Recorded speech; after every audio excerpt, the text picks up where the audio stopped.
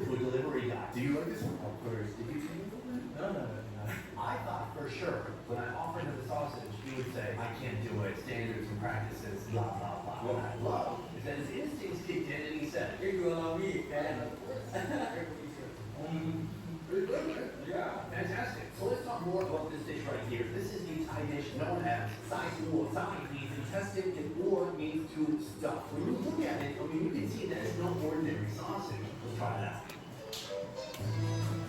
Oh, it's juicy, full of fat, and just packed full of spices. Beyond that, they have all this stuff you can eat with it. Some pickled onion bowls, cashews, raw onion. This is not something you eat before you go to a swingers party. What's a swingers party? Where a bunch of couples like go and exchange husbands and wives. Meet up sometime? One country we have always counted on. I'm happy about that. But is that changing? I ask because of some recent moves. Yesterday, Russia's foreign minister proposed a bold move. He called for the revival of the RIC, the Russia-India-China trilateral.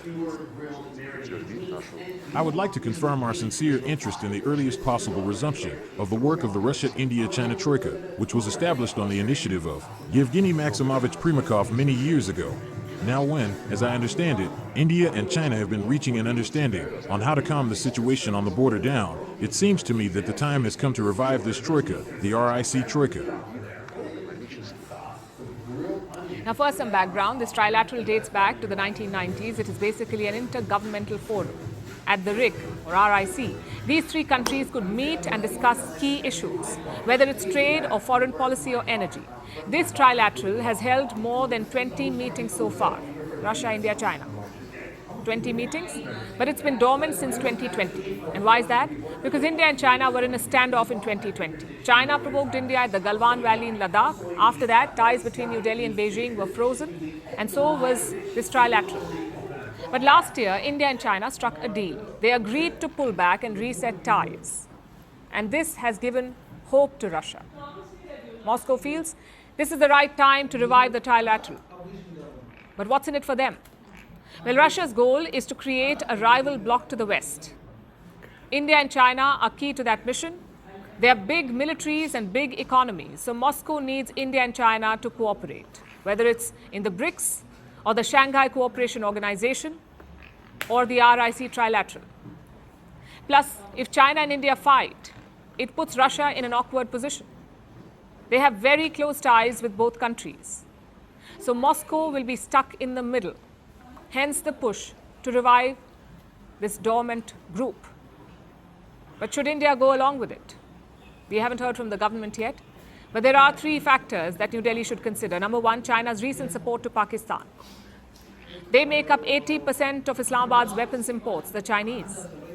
Beijing also gave satellite assistance to the Pakistan army after Operation Sindoor. In other words, China actively backed Pakistan against India. Should New Delhi reward that behavior by reviving the RIC?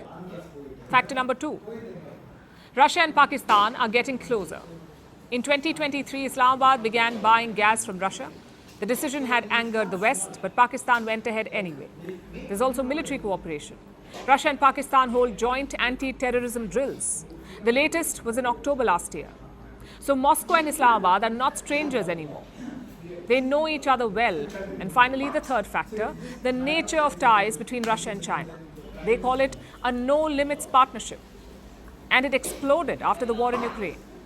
The trade with China is key to Russia's economic survival. Last year, it stood at $244 billion, Russia-China trade.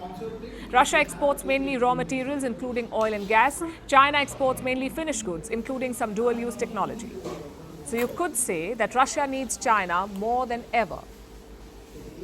Now compare that to Russia-India ties. Our trade is just 1/4 of Russia's trade with China. Plus, we don't share Russia's anti-Western goals. China does. So can we expect Moscow to stand with us against the Chinese? These are the three factors that India must consider. It is true that our ties with Moscow have changed, but they've given us no reason to doubt them. As for China, it's still not all good stuff. Moscow and Beijing are competing for influence in Central Asia. I'm sure Russia would like India's support in that mission. In fact, India and Russia are building a transport corridor in the region. So, in conclusion, let me say this. There is no reason to re-evaluate ties with Russia. At the same time, there is a need for